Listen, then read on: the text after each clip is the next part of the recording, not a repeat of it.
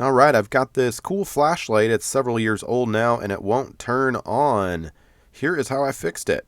Alright, so I've got my flashlight that's not functional, a little bit of sandpaper, kind of light grit, and this type of fancy grease that allows electric current to happen, diactic grease. But anyway, I've had this old bottle here and we're going to be using all of the sandpaper, this special grease, and let's get started. So we're going to take the battery cover off now.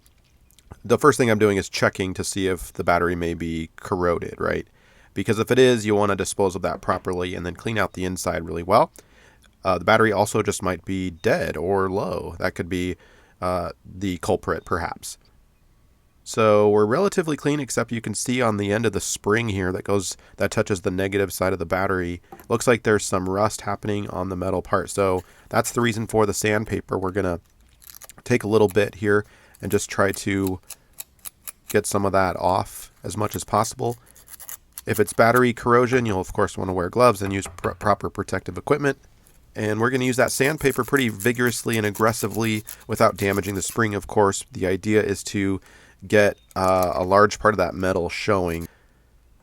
Okay, so with the metal now exposed, we're going to take some of this grease. We're going to rub it lightly, and this again will help the current. You would think maybe it would stop the current, but this grease is designed to transmit current.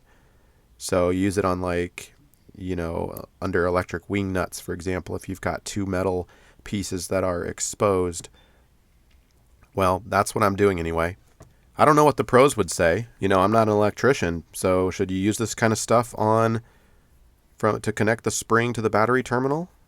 Or is this only for like in-wall electric connections only? In any case, it definitely solved the problem. And this flashlight, if you click the button, it's got three different features, kind of a light beam, a low beam, and then a blinking. So strong connection, and that is how I fixed my flashlight. Hopefully this has helped you out too. Thanks.